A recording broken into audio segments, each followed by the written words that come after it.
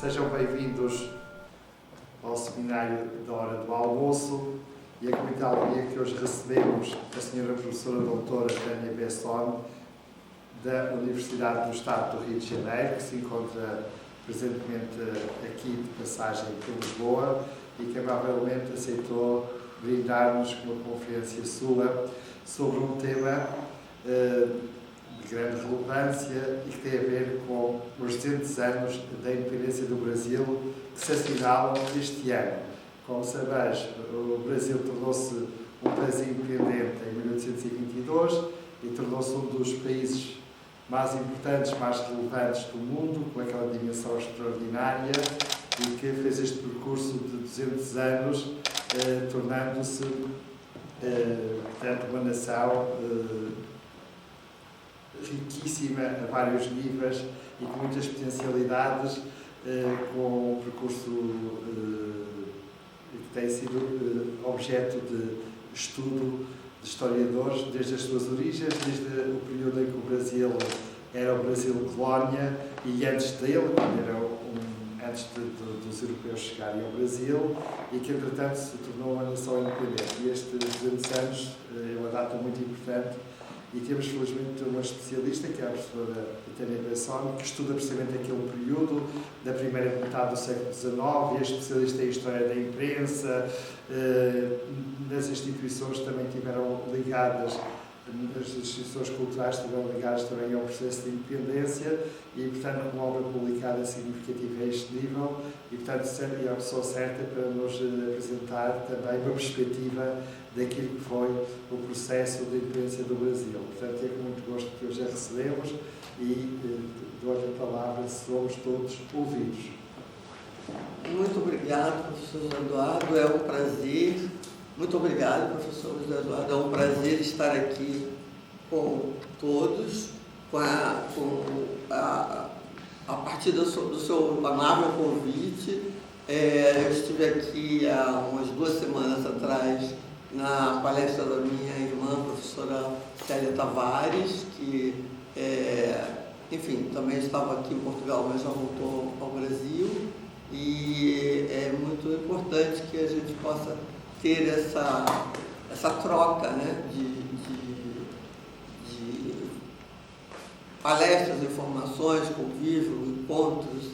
Então é um prazer imenso estar aqui na Universidade Aberta, nesse projeto de palestras à hora do almoço, né, e falar um pouco sobre uma publicação e as relações dessa publicação com minhas propostas dentro dessa publicação, que é o dicionário sobre a independência do Brasil, que enfim, que vai ser publicado apenas em setembro, mas já é uma obra de grande importância dentro do contexto das publicações todas que vieram à luz exatamente por causa dos 200 anos da independência. E é também uma troca de informações a respeito de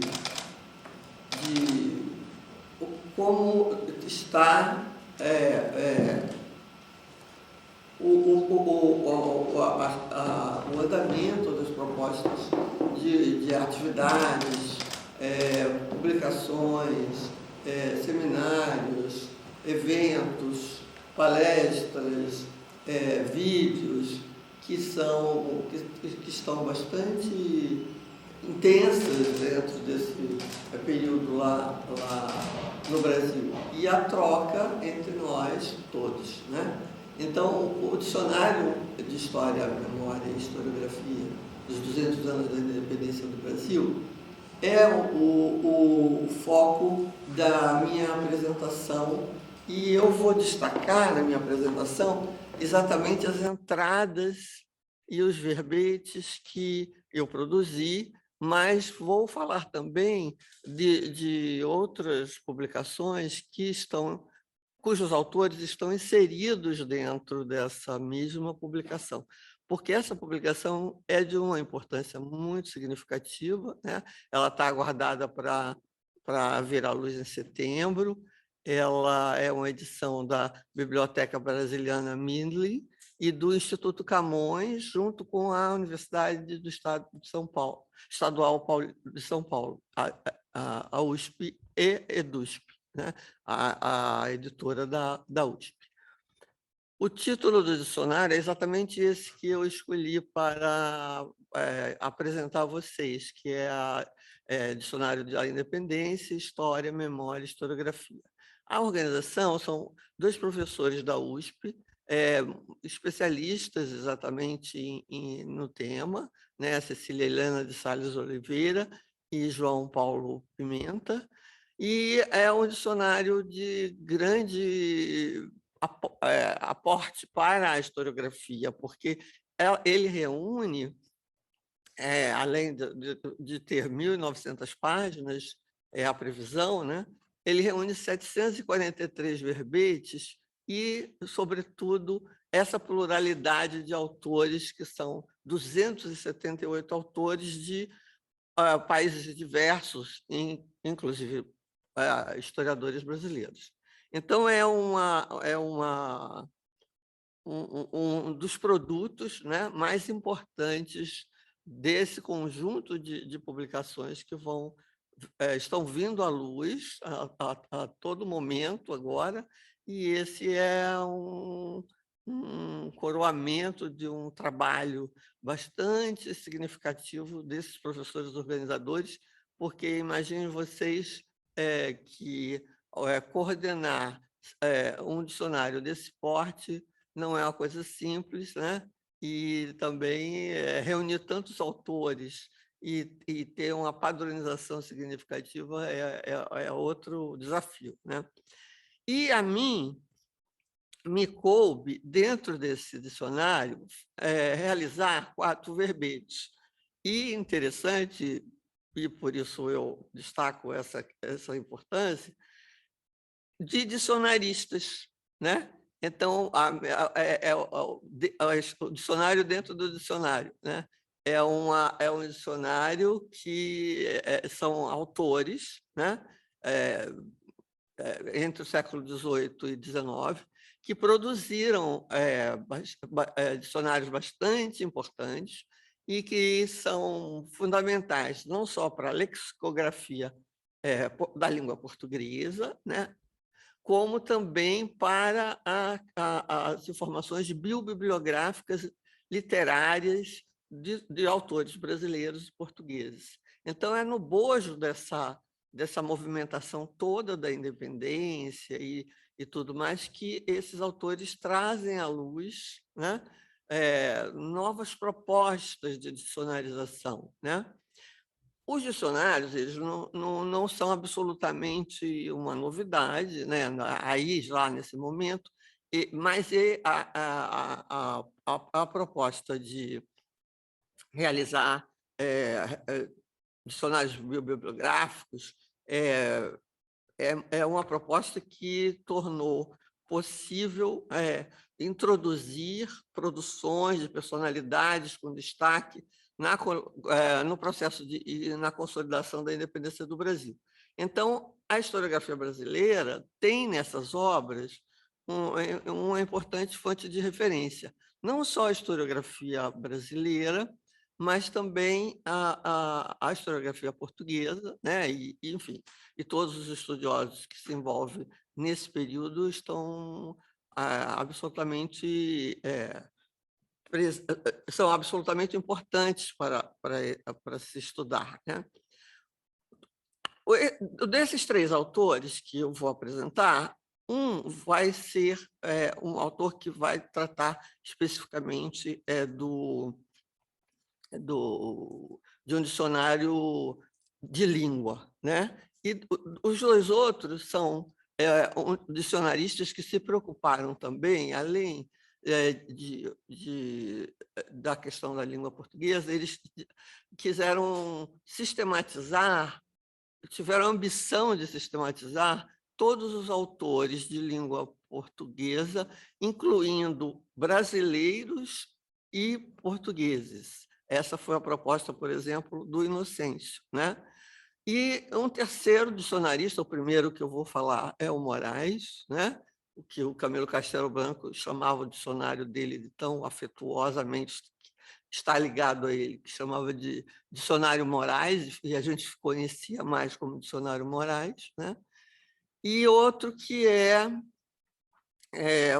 por fim, né, o Antônio Sacramento Blake, que é um brasileiro, né, que vai também fazer uma obra monumental, mas aí já focado exclusivamente na produção biobibliográfica brasileira.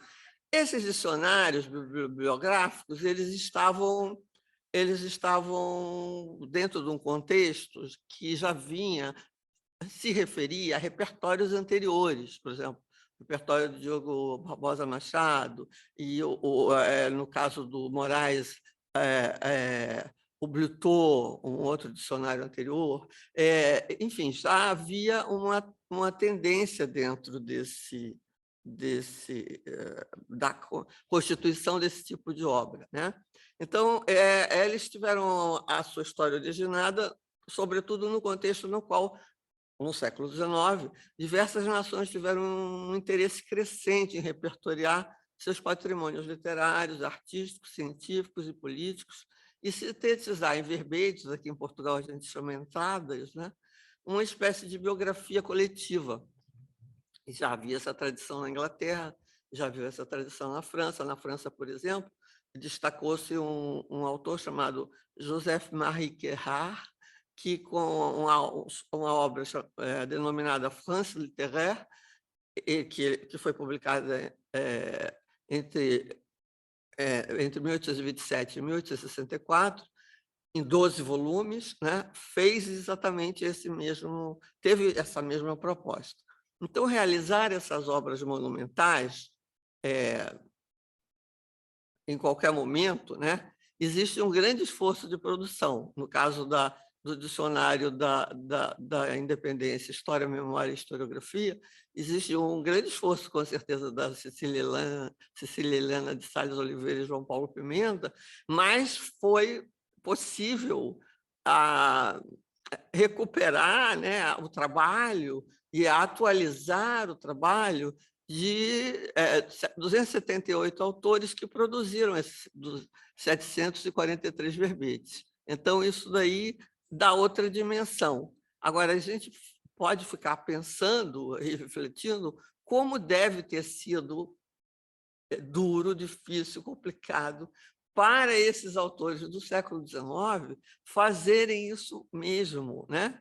Com, enfim, todos os mecanismos que tinham disponíveis na época, naturalmente imprensa e tudo mais, mas que partia exatamente da feitura de um indivíduo, ou um indivíduo que convivia com vários outros indivíduos que também podiam fornecer a eles os elementos necessários para que eles constituíssem esses verbetes entradas, né? Então, esse esforço é um esforço monumental, e ele aparece sempre nas introduções, nas apresentações dos dicionários. Todos os autores que eu li e que apresentam seus próprios dicionários apresentam a metodologia do dicionário, apresentam a referência a que eles foram se reportar anteriormente para constituir um novo repertório, um novo dicionário, apresentam as dificuldades que tiveram, porque muitas vezes o método era escrever cartas, perguntar a pessoas ligadas a eles quais eram os indivíduos que estavam publicando, que livros eram esses,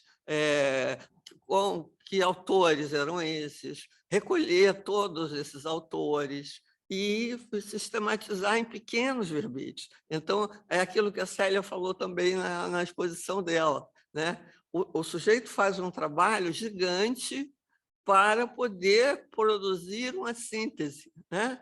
Uma síntese, às vezes, como foi exigido, por exemplo, uma síntese,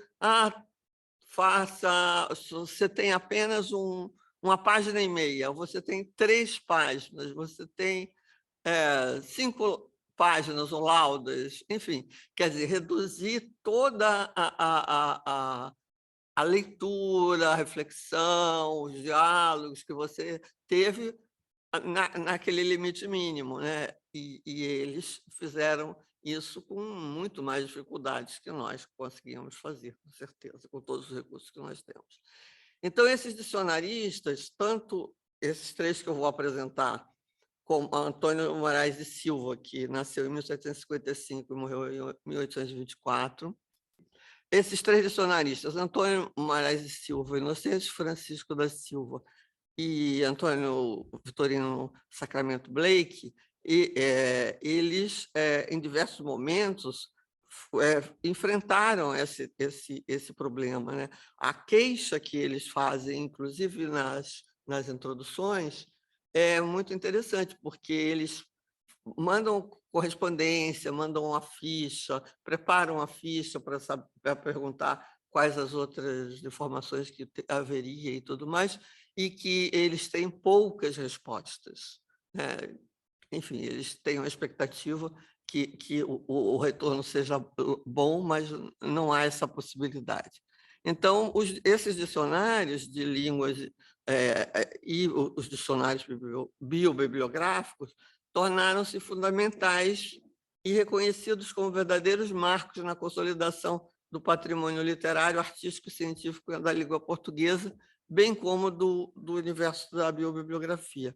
Então, o que acontece nesse...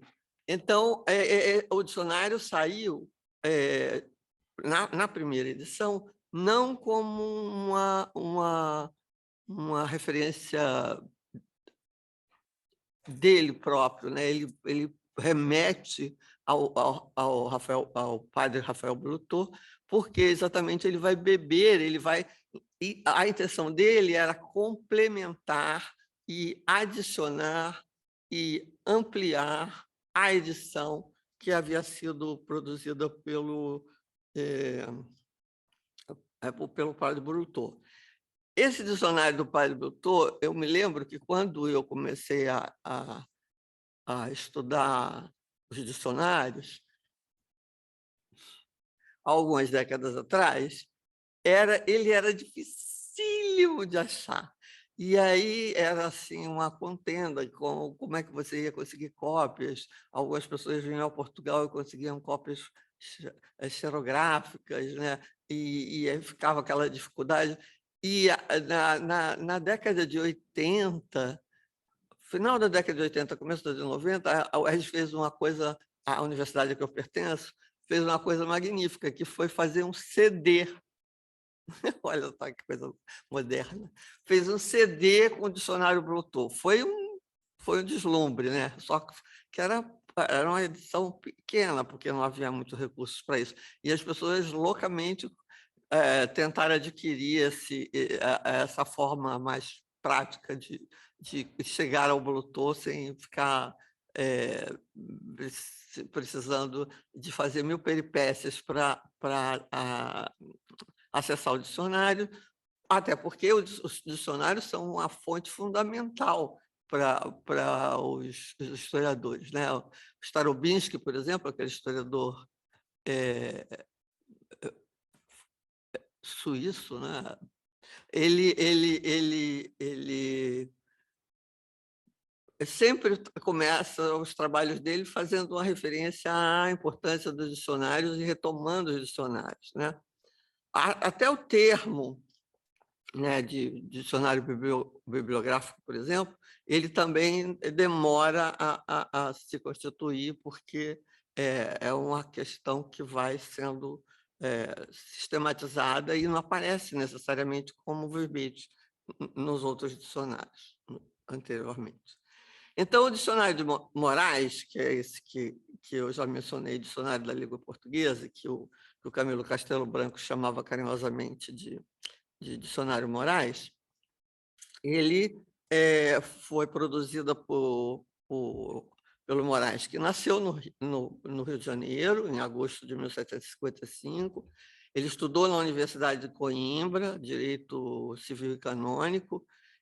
Ele teve problemas, alguns,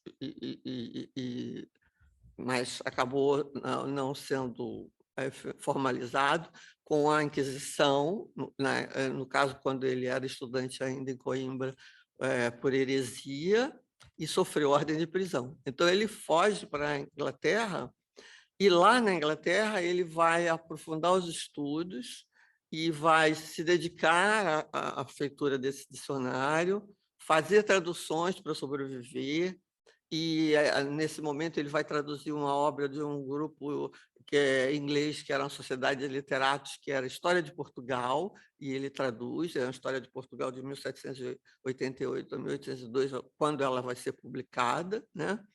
E em 3 volumes, e ele, então, parte para elaborar o dicionário da língua portuguesa, que vai ser publicado em 1789, esse primeiro, que é ainda o primeiro passo em que ele ainda está, enfim, encaminhando a questão para tornar esse dicionário uma obra monumental, né? De qualquer forma, ele como eu já disse, ele vai se fundamentar no vocabulário português latino do Prado Rafael Blutor, né? E que foi publicado em 8 tomos, entre os anos de 1702 e 1721, saindo por Coimbra e por Lisboa, e depois foi complementado por 2 tomos de um suplemento, que também foi publicado ainda no século XVIII. Então, o trabalho de Moraes ele foi muito significativo porque foi muito complexa para a época que ele executou, porque ele consolidou, né, a lexicografia portuguesa numa época em que ele incorporou centenas de palavras e expressões da língua portuguesa a esse dicionário. Então, ele produziu uma obra que teve um impacto muito grande para o estabelecimento desse padrão na língua, né? Ele era uma pessoa profundamente estudiosa, ele publicou depois epítomes, ele publicou gramáticas, enfim, ele era um cultor da língua e ele pôde consolidar esse tipo de publicação, né? De produção. Então, na primeira edição, ele publicou por uns editores portugueses, Borel e Companhia, tá? E publicou em 1789, quando ele relaxaram a possibilidade de prisão dele e ele volta para Portugal. Então, ele volta para Portugal, né? E quando ele publica essa primeira edição, ele deixa uma autoria subentendida, né? Ele não se declarava autor sozinho, a concepção de dicionário dele ainda não estava forjada, ainda não estava consolidada. Então, ele vai considerar que ele está fazendo um aporte, né, à obra do Blutor. E ele, quando voltou a Portugal, em 1788, ele foi indultado, né? Ele se casou e aí ele regressa ao Brasil. Ele regressa ao Brasil numa situação muito confortável, que era ele recebeu um cargo de desembargador na Bahia. E então ele fica na Bahia por um tempo e depois ele se transfere para Pernambuco e ele compra uma propriedade que é um engenho de açúcar, né? E nesse engenho de açúcar, na região que se chama até hoje Muribeca, dentro de um município que se chama Guararapes atualmente, lá em Pernambuco. Então, a propriedade dele era essa, e ele vai ser uma pessoa bastante ativa dentro da vida política da região, né, da província. Então, ele é um senhor de engenho também, né? E, ao mesmo tempo, ele tem tempo de ir ampliando o dicionário. Ele vai ampliando o dicionário até morrer, né? Ele amplia o dicionário, amplia o dicionário. Então, ele é ele, como senhor, e devia ter lá, alguns recursos, né? Ele tinha tempo e possibilidade de fazer esse tipo de trabalho com dedicação e esmero, né? Ele de novo é denunciado à Inquisição no Brasil, mas também as denúncias foram arquivadas. Então, ele se torna tão importante que, em 1808, por exemplo, ele foi condecorado com a Ordem de Cristo, quando a família real se deslocou para o Brasil, né? E, em 1817, por exemplo, ele estava em Pernambuco, na propriedade dele, quando houve a Revolução Pernambucana, né? Que foi um dos movimentos que precederam a independência do Brasil, e ele foi aclamado até como membro do governo revolucionário, mas ele não participou ativamente do movimento e ele, enfim, não chegou a ser nem acusado, porque depois foram julgadas as pessoas que participaram e tal, mas com ele não aconteceu nada diretamente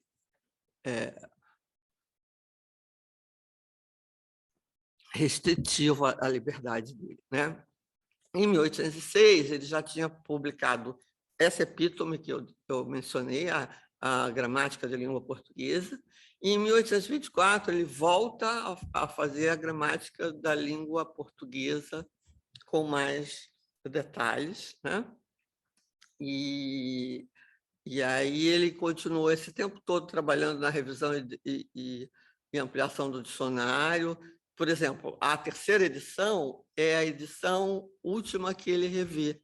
Ele revê e morre em 1824, né?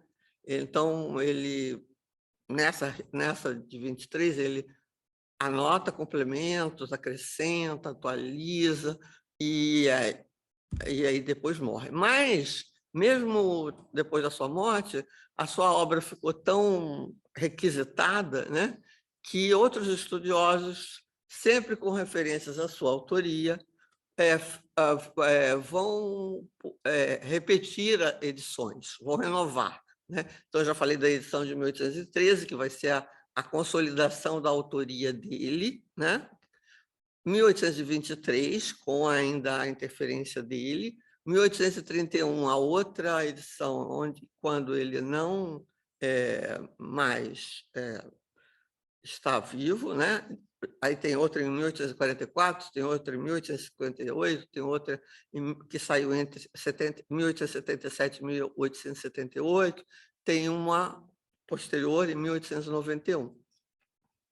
Agora, a 10ª e última edição do dicionário, que foi muito aumentada e atualizada, tinha 12 volumes. E essa saiu em Lisboa no século XX.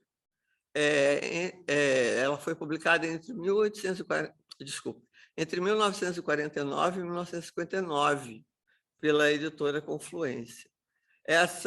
Esse dicionário tem facsímiles que foram publicados em 1922, né, no primeiro centenário da independência, e foi publicada no Rio de Janeiro pelas oficinas litotipográficas Fluminense, e também há referências a ela no autor português Verdelho, que vai falar sobre dicionários portugueses, que faz uma história dos dicionários portugueses, e que, na ocasião que publicou esse artigo, trabalhava na Universidade do Minho.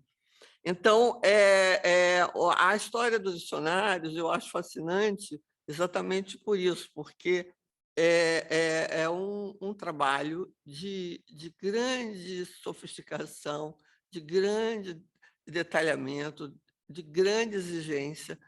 E, se você for considerar que uma pessoa naturalmente com todos os recursos disponíveis que ela tinha, com entrevistas, com questões a amigos que se encontravam e tudo mais, em associações literárias e culturais a que pertenciam, né? E que com isso conseguiam mais elementos para fazer o seu dicionário,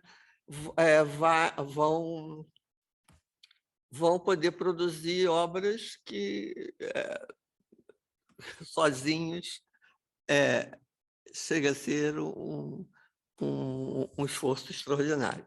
O outro dicionário que eu fiz o verbete para esse dicionário da independência dos 200 anos, né, foi de Inocêncio Francisco da Silva. Os dados deles estão aí, tem uma imagem da publicação, né? E o Inocêncio, ele é um português, né?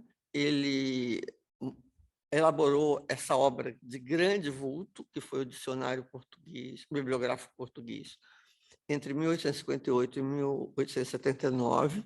Ele nasceu em setembro de 1810 nas Mercês, aqui em Lisboa, e morreu também aqui em 27 de junho de 1876. Ele era um sujeito muito... ele se declarava muito doméstico, então ele ia da casa para o trabalho, do trabalho para casa, ele nasceu na mesma casa, morreu na mesma casa. Então, ele era um sujeito metódico, assim. E ele dá para entender como é que ele conseguiu produzir isso, porque se ele não fosse metódico, ele não ia conseguir nunca. Porque o primeiro volume do dicionário, ele publica e ele mesmo declara que ele não está completo, ele está infeliz, ele não está satisfeito porque ele não conseguiu reunir coisas suficientes para publicar. Então, ele era uma pessoa que se construiu a si mesma em termos de estudo, porque ele era um autodidata. Ele não fez universidade, ao contrário do nosso amigo Moraes, né? Ele era filho de uns pais de uma família de parcos recursos, e ele, ainda muito jovem, ficou órfão de mãe, o que é um grave problema, né? Ainda mais no século XIX. Ele não chegou a frequentar a universidade, como eu disse, mas ele realizou estudos do curso de Humanidades na Escola Pública do Bairro Alto, aqui em Lisboa. Também fez curso de Comércio, que concluiu em 1830. Depois ele fez um curso de Matemática na Academia da Marinha, que ele frequentou entre 1830 e 1833. Depois ele frequentou aulas de desenho e arquitetura civil no convento dos Caetanos, e ele se tornou professor dessas instituições. Então, não sobrava tanto tempo para ele fazer essas coisas, né? Então, ele, na introdução, ele diz que ele só conseguiu fazer uma coisa assim, realmente mais sólida e que ele ficou satisfeito, foi quando ele se aposentou, ele se reformou, porque aí ele pôde se dedicar especificamente a isso. Há pessoas que dizem que ele conseguiu sistematizar essa questão do viés biobibliográfico através de técnicas que ele aprendeu quando ele trabalhou, por exemplo, no setor que envolvia segurança pública, e ele tinha um cadastro de pessoas e tudo mais, e que isso teria contribuído para ele, enfim, focar e formalizar as coisas, os dados bibliográficos. Mas a grande referência que ele dá para a gente, por que a obra dele ficou mais complexa e muito mais ampla, é porque ele não queria fazer um dicionário com produção biobibliográfica apenas de portugueses. Ele queria fazer um dicionário biobibliográfico que envolvesse Brasil e todos os lugares que se falava a língua portuguesa. Logicamente que ele teve que reduzir essa ambição, né? mas ele conseguiu fazer um dicionário que envolvia portugueses e brasileiros, porque, à medida que ele foi ampliando as informações nas edições que ele vai preparando, vários brasileiros começaram a se interessar em doar para ele os seus livros. Então, ele criou um viés de sociabilidade, né? Ele criou um conjunto de amizades literárias, né? Em que as pessoas ofereciam livros para ele, as pessoas vinham visitá-lo e ofereciam. Por quê? Porque a produção bibliográfica portuguesa era muito conhecida no Brasil, mas o inverso, né, era pouco. Então, o que ele queria fazer e o que ele conseguiu fazer foi introduzir a produção portuguesa, desculpe, a produção brasileira dentro do dicionário de uma forma muito satisfatória, muito importante, né? E que vai fazer com que essa obra se torne uma obra única, né? Com informações sistematizadas sobre o maior número de autores de língua portuguesa do período, né? E ele reconhece que precisava complementar, né? Mas ele conseguiu trabalhar em 9 volumes, né? Então, ele produz 9 volumes com essa perspectiva, né? Juntando autores portugueses e autores brasileiros, né? Ele vai publicar em Lisboa esses primeiros volumes em vida, né? Pela imprensa nacional e no período entre 1858 e 1870. Né? Como eu já falei, ele está na linha daquela mesma produção que aconteceu em outros países. Eu destaquei a France Littéraire, né? Mas ele reconhecidamente extrapolou esses limites, né?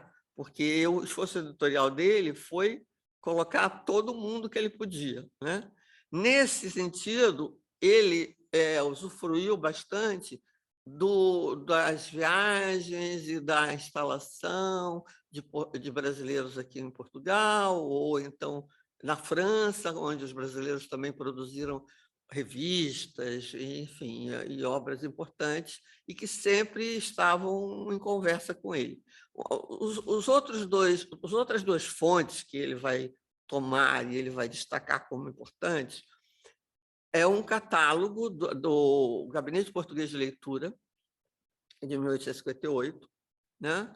Atualmente Real Gabinete de Português de Leitura, porque foi dado ainda no século XX esse título ao Gabinete de Português de Leitura, especificamente do Rio de Janeiro, né? Uma outra fonte importante para ele, que é uma fonte importante para a gente, até hoje publicada e agora toda online para consulta, é a revista do Instituto Histórico e Geográfico Brasileiro, ao qual eu pertenço, né? E que tem, enfim, artigos importantíssimos que ele recupera e introduz dentro do dicionário.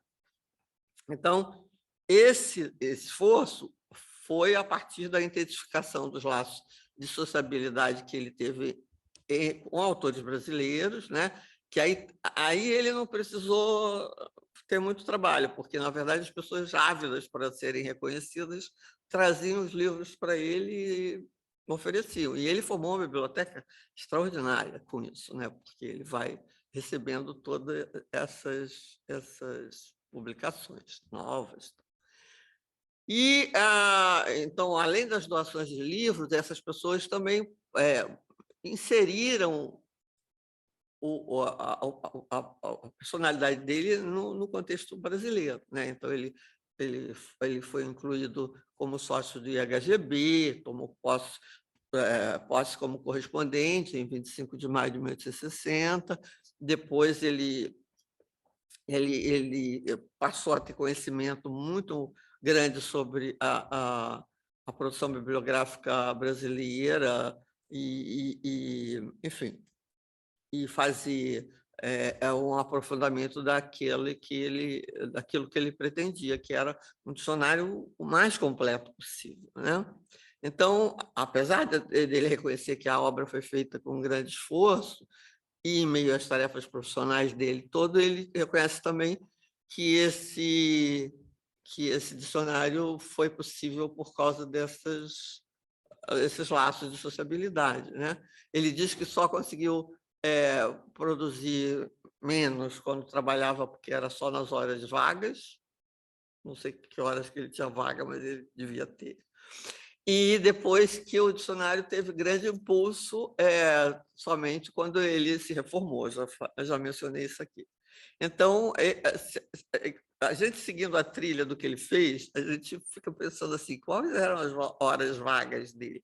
Porque ele escrevia para não sei quantos jornais, ele tinha um cargo de secretário de uma sociedade patriótica libanense, ele escreveu para o Panorama, para a Revista Contemporânea Portugal e Brasil, ele escreveu obras diversas, ocupou o cargo de oficial da Secretaria de Administração de Lisboa, trabalhou na repartição de Polícia, Segurança e Administração Pública, era membro da Academia de Ciências de Lisboa, recebeu de Dom Pedro II a comenda de Cavaleiro da Ordem da Rosa. Enfim, ele era uma criatura bastante informada e de boa convivência enfim, ocupada, mas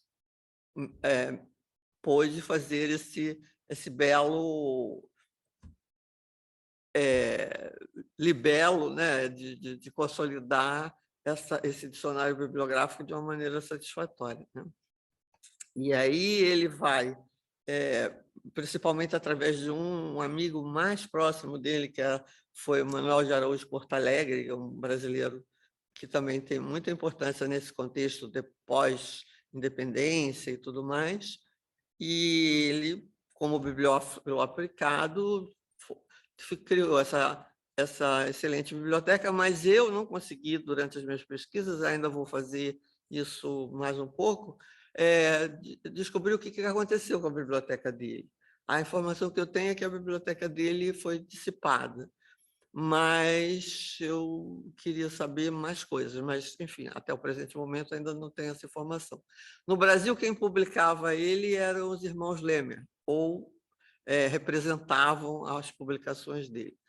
Depois da morte dele, tal qual o Moraes, ele também teve pessoas que prosseguiram nas publicações, né?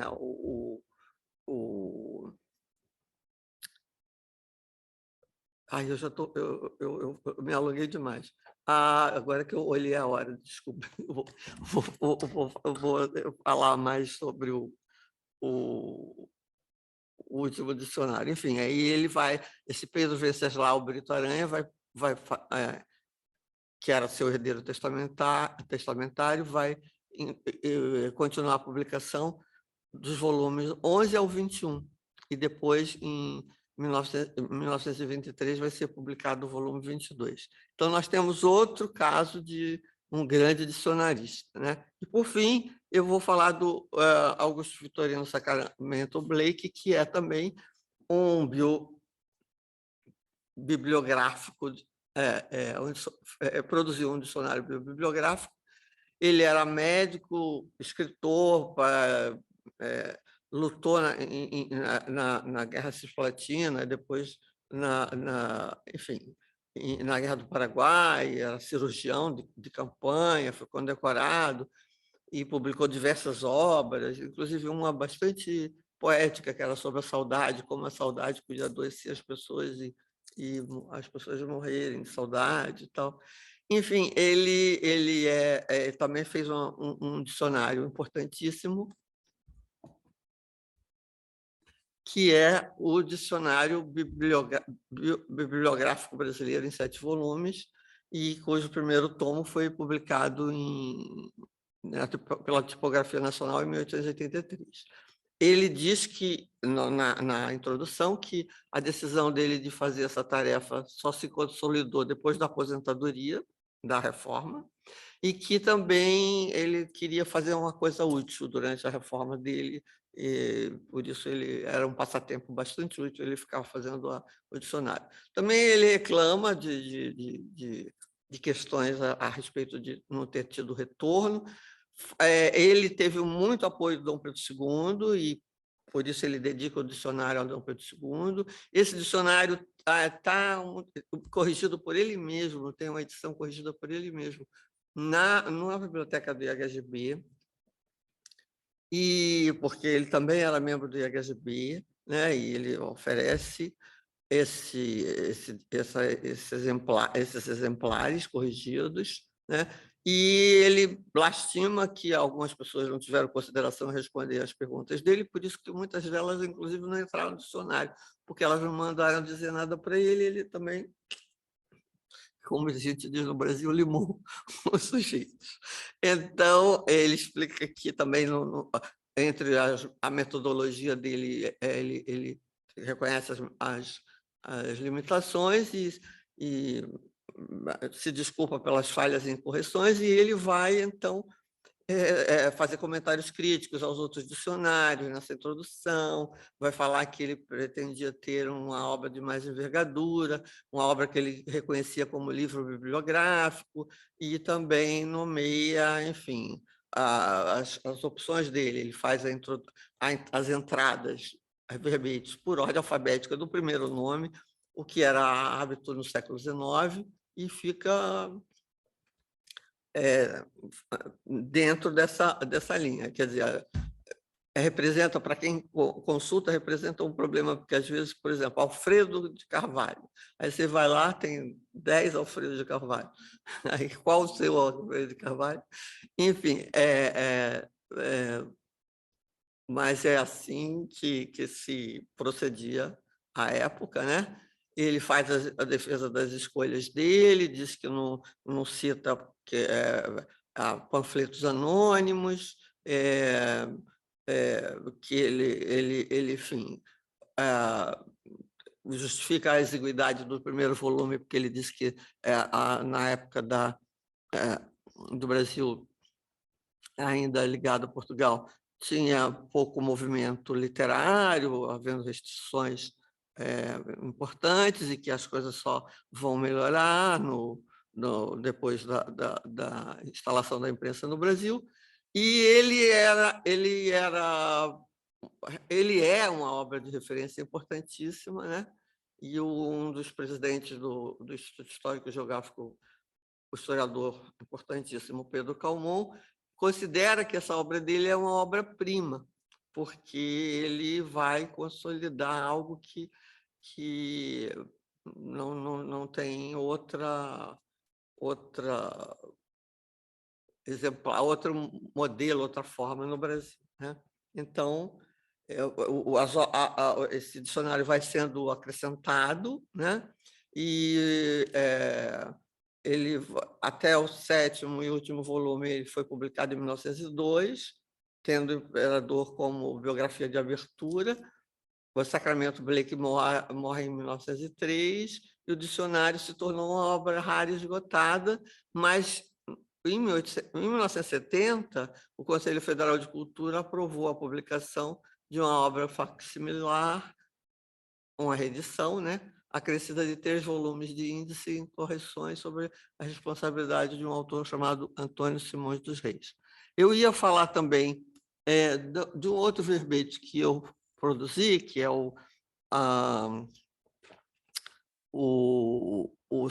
sobre os panfletos da época da independência, mas, enfim, só para fazer um pequeno aporte, porque enfim, falei demais, ultrapassei o meu tempo de fala. Eu quero dizer que eu procurei fazer nesse verbete uma consolidação de tudo que foi produzido a respeito mais recentemente, né? Fiz uma pequena história do uso de verbete ou folheto, como também se usa no Brasil e em Portugal.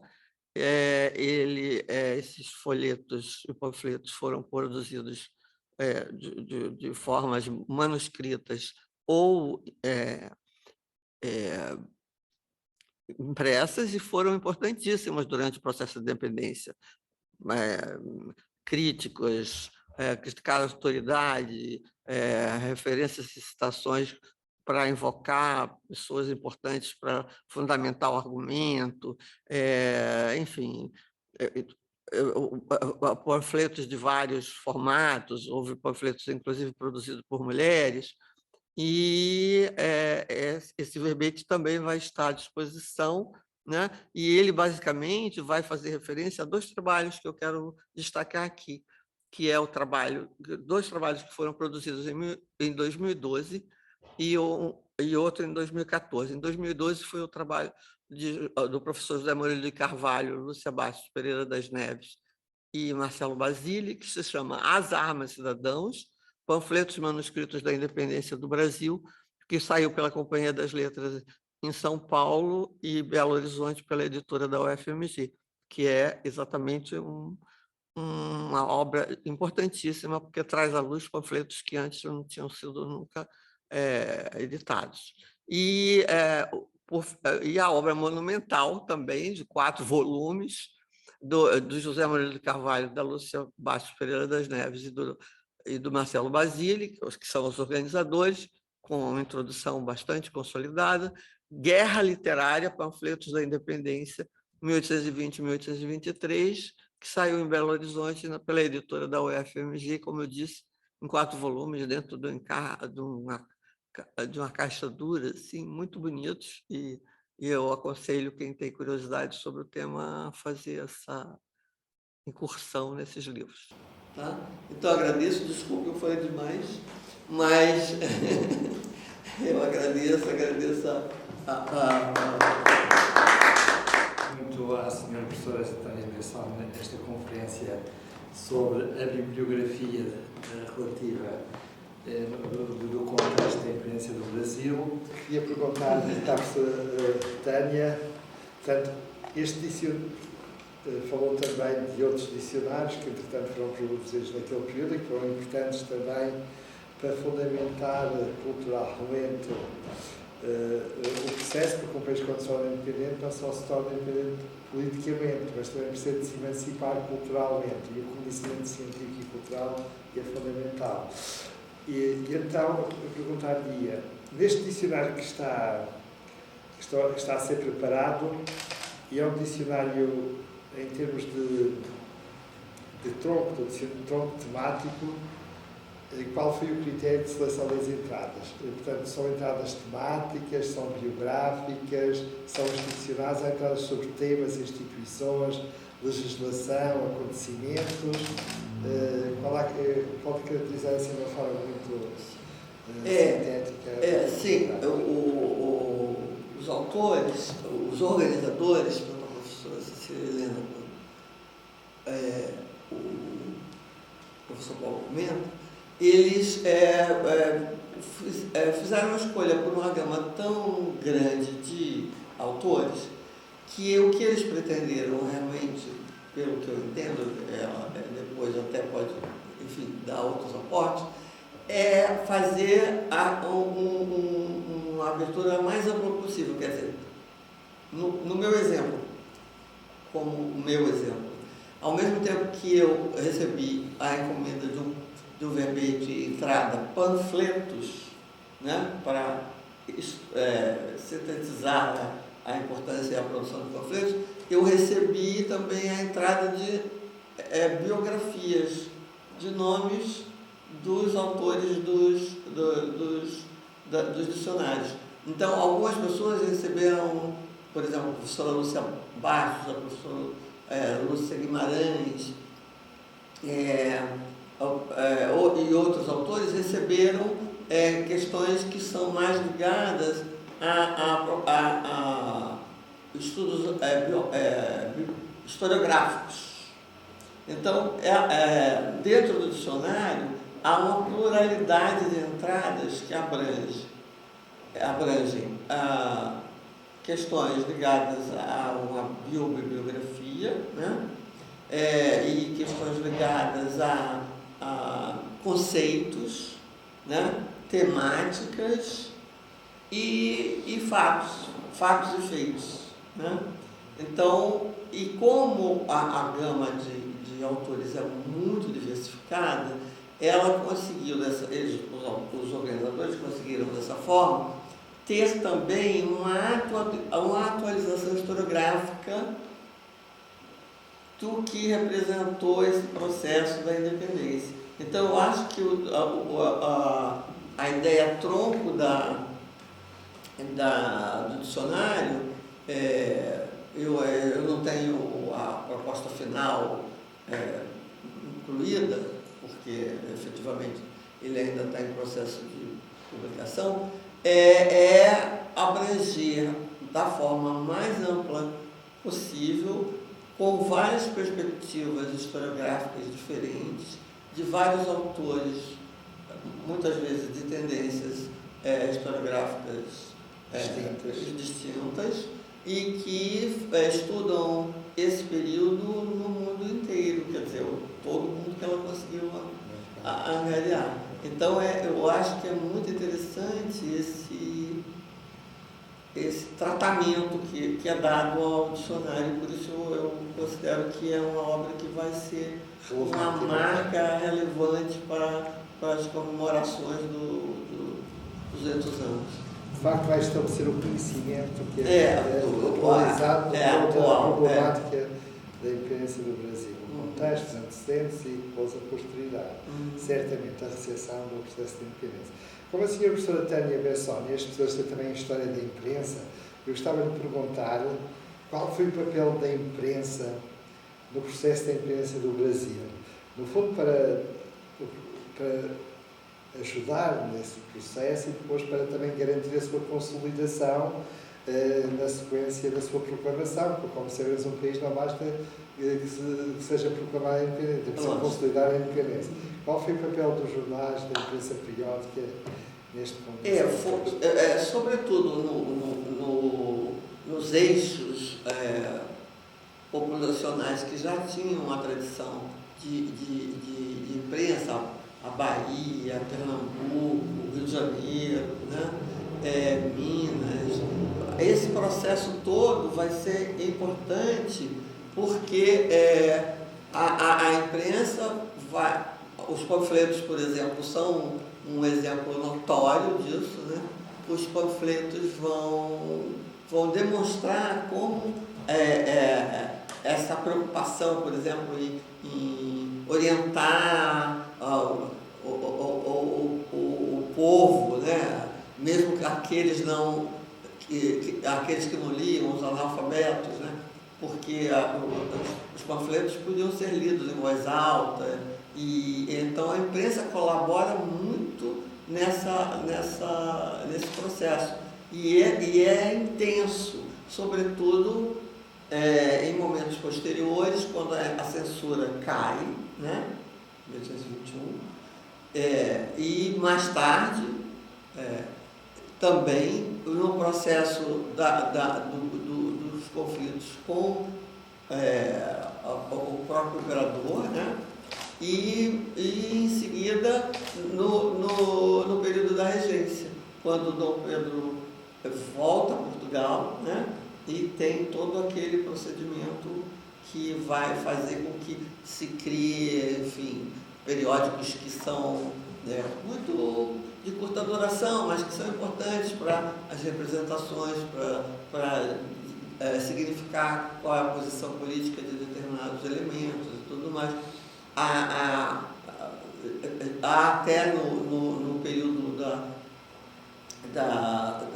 que os panfletos se tornam intensos durante o processo de independência, um apelido para as pessoas que escreviam sistematicamente para divulgar questões ou para pontuar posições políticas e tudo mais, são os periodiqueiros. Os periodiqueiros são aqueles que ficam ali na faina da publicação de panfletos e folhetos e jornais de consideração, folhas soltas muitas vezes, né? Então é muito interessante. E é curioso um aspecto desse período, e é que apesar uma boa parte da população ainda está em situação de analfabetismo, os jornais contribuem para suprir, de algum modo, essa ausência de conhecimento das pessoas através da leitura, porque os textos dos jornalistas eram mais pequenos e eram lidos nos cafés, nos espaços públicos, por aqueles que sabiam ler, e as pessoas reuniam-se e havia alguém que lia para um público que não sabia ler, e assim a mensagem chegava a um público muito mais vasto. Dentro daquela proposta de estudo do Robert Darnton, que também vai estudar esse processo na Revolução Francesa e tal. Tem uma historiografia brasileira que fala muito nessa linha, né? Então tem Marco Morel, a própria professora Lúcia, o professor Lamorilo, o Marcelo Basília, a professora Isabel Lustosa, que também vai ser muito importante, os estudos dela são importantíssimos para esse período.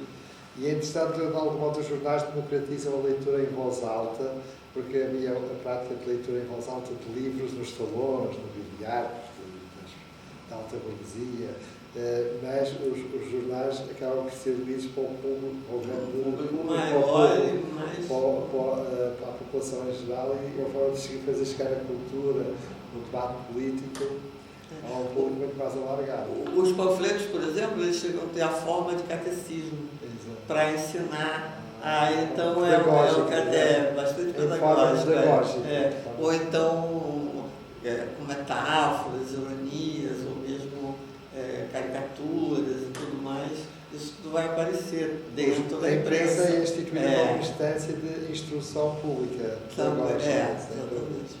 Daí que há esse esforço imenso de publicação, os periódicos investem muito, que é uma forma de formar a opinião pública. Sim, que ainda era muito incipiente, mas que... Sem dúvida, muito bem. Eu sou da área da teologia. Sim. Há um pormenor que me incitava, que é, no âmbito religioso, a importância da imprensa, dos panfletos, também foi da mesma forma como estava agora mesmo a dizer, em forma de, como dizer, a partir dos panfletos também passava uma certa evangelização nesta altura, ou o ambiente era completamente distinto? O ambiente religioso também se investia na imprensa. Basicamente, o Luís queria perguntar se a Igreja também investia na imprensa como forma de divulgar a mensagem, de catequizar. Havia vários religiosos que eram envolvidos em publicações, inegavelmente. Uma pessoa que estuda isso com bastante reflexão importante, profundidade, é o professor Guilherme Pereira das Neves. E ele, inclusive, nós vamos fazer um seminário em agosto, e que esse seminário é do Pronex, um projeto de pesquisa que envolve vários professores que estudam diferentes abordagens do período, e o professor Guilherme vai fazer uma apresentação exatamente ligando a questão da imprensa e as discussões sobre religião. Acho que seria importante você depois procurar, porque vai ser todo remoto o evento e vai ter muitas contribuições nesse sentido, né? Então, acredito que você possa realmente conseguir bastante informação e consolidar uma bibliografia que você possa ter melhores respostas nesse sentido. Então, sugiro que você procure, inclusive, as publicações do professor Guilherme Pereira das Neves, Guilherme Paulo Pereira das Neves, e eu considero que vai ser uma contribuição boa para as suas reflexões. Obrigado. Muito obrigado, professora Tânia. Mais alguma questão que alguém queira colocar? Se não houver mais nenhuma questão, reitero os meus sinceros agradecimentos pela sua disponibilidade para fazer esta conferência e pela partilha do conhecimento que realizou. e desejamos a continuação com este dia aqui na capital portuguesa. Muito obrigado.